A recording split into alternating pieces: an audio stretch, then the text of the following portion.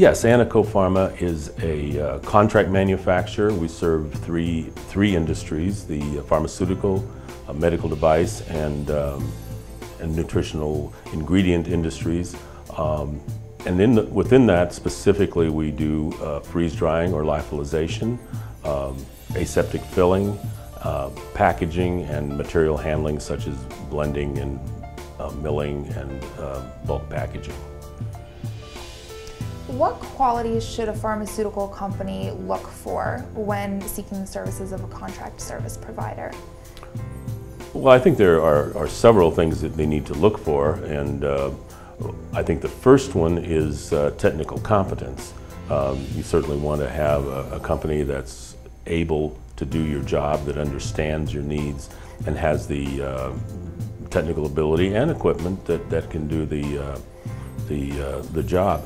The second thing is really the confidence you can gain in the people you deal with. I think a lot of times an otherwise competent company can lose customers just because they don't spend enough time talking to them. They don't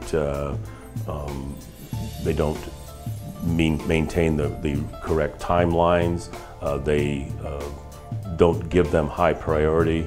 And I think the only way you're going to know a company is competent is to deal with them and get to know the people who are actually going to be doing your project and working on your product.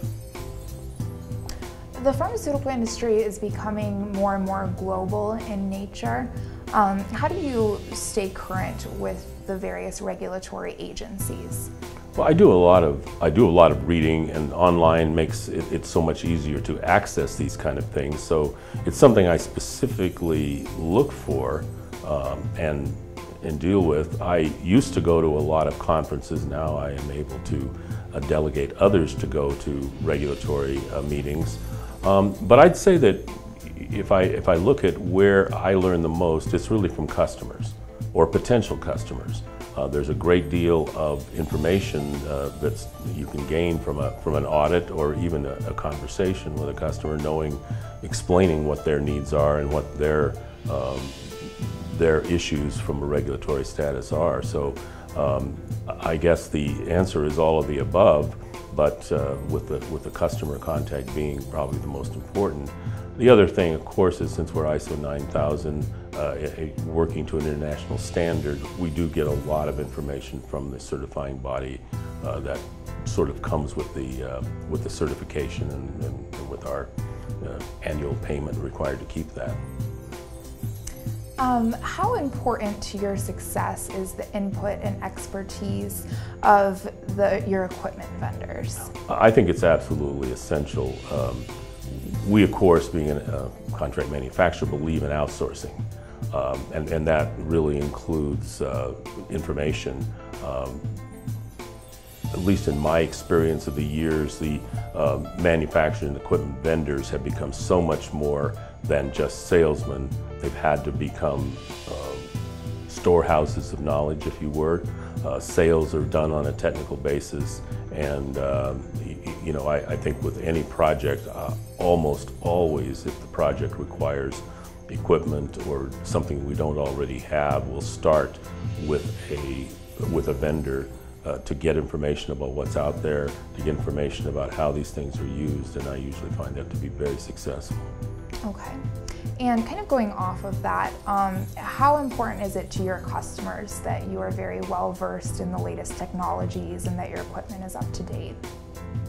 I think that you know, it's important that we know what the technologies are, and I think in a sense it's important that our material, or excuse me, our equipment is up to date, but only to a point. I think everybody is balancing capability with, you know, new and flashy and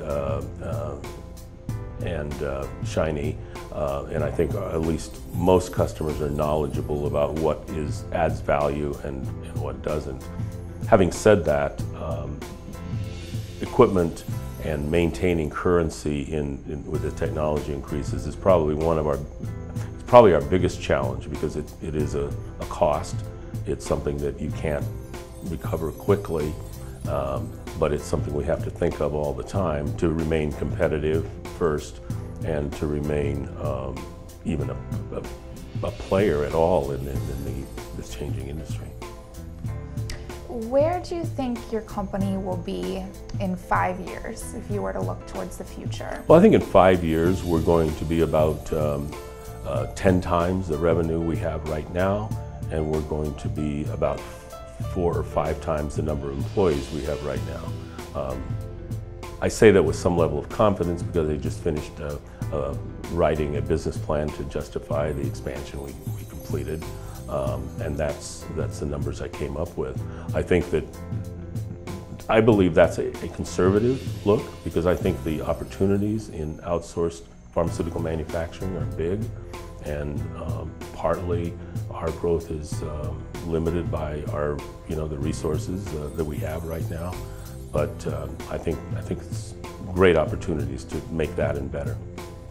Okay, and just expanding on that a little bit more, going into just pharmaceutical contract services in general, just the general market in the future, are there any things that you're seeing for the future of? Well, I think a couple of things. First, that the trend to outsourced manufacturing will continue, but I also think a new segment that has probably only been in the last 5 years or so is the emergence as customers of smaller startup pharmaceutical companies that in the past would have sold great technology to a big pharma and then moved on to their next product.